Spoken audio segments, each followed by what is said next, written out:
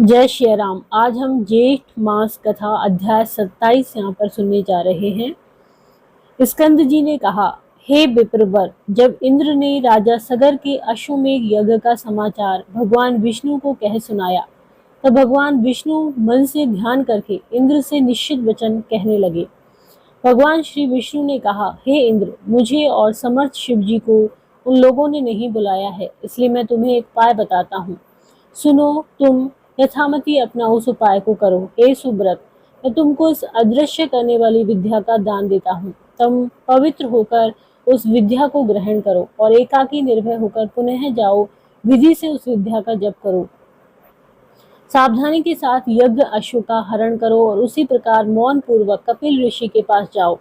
उसके बाद देखकर वही शुभकारी यज्ञ अश्व को रखकर अपने स्वर्ग में चले जाओ और पूर्वव्रत अपना काम शुरू कर दो, अन्यथा वे सब मेरे साथ तुमको भी मारेंगे और उसमें कोई संशय नहीं है। विष्णु भगवान के वचन सुनकर विधि पूर्वक इंद्र ने स्नान किया और अदृश्य करणी विद्या को ग्रहण करके प्रथम मधुसूदन भगवान को प्रणाम किया और फिर उनसे पूछा, हे विष्णु, कपिल मुनि कहाँ हैं?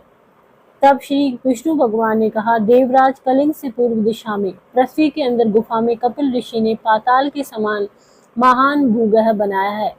उस भूगर्भ में रहे गुरु में ध्यान मग्न होकर मुनि श्रेष्ठ कपिल मुनि रहते हैं। विष्णु भगवान के वचन को सुनकर देवराज इंद्र यज्ञ अश्व के पास गए और विष्णु भगवान से प्राप्त हुई उस विद्या का ऋषि देवताओं के साथ जप करते हुए यज्ञ अश्व को लेकर शीघ्र ही वहां से चले गए और उस समय किसी को पता ही नहीं चला। एकांत में ध्यान मग्न कपिल मुनि को देखकर इंद्र ने विधिवत प्रणाम किया और वहां पर यज्ञ अश्व को बांधकर इंद्र भी अपने नगर में चले गए।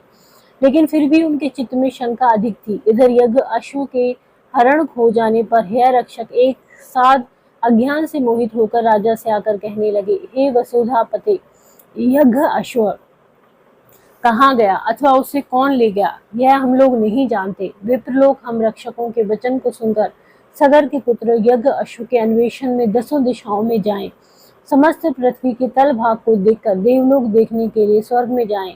उसके बाद नक्षत्र लोक को गए और फिर इंद्र की पुरी में भी प्रवेश किए। संशय में पड़कर व्याकुल सगर पुत्र इंद्र के प्रत्येक गुरु में और दूसरों के गुरु तथा नगर में 18 समशाखा वन, उपवन, दिग्पालों के लोक, ब्रह्मलोक, कैलाश, हिमवान और अन्य पर्वतों की श्रृंखला, मेरु पर्वत, समस्त गुफा और शिखर, गंधर्व लोक, पक्षी लोक और उसके बाद आने वाले विष्णु लोक में भी जाकर आए। इस प्रकार वे सगर पुत्र समस्त लोकों में गए, लेकिन कहीं पर भी उन्हें यज्ञ का अश्व नहीं दिखा।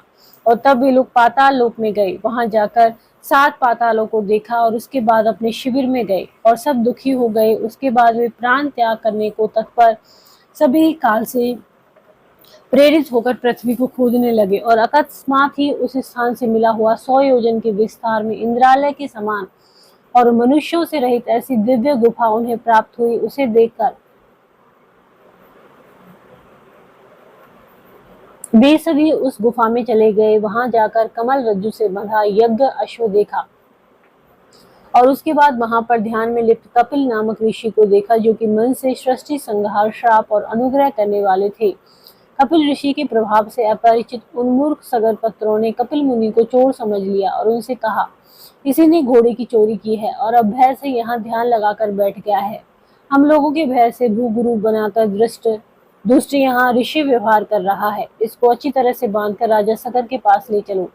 इतना कहकर उन शूर सगर पुत्रों ने थोड़ा कोलाहल किया और उन कपिल मुनि को बांध दिया। उसके बाद कतिपय लोगों ने उन पर प्रहार किया। ध्यान को त्याग कर जब तक कपिल मुनि उनको देखते हैं, तब तक वे सभी सगर पुत्र कपिल मुनि के नेत्र अग्नि से जलकर भस्म हो जाते हैं। धन्यवाद।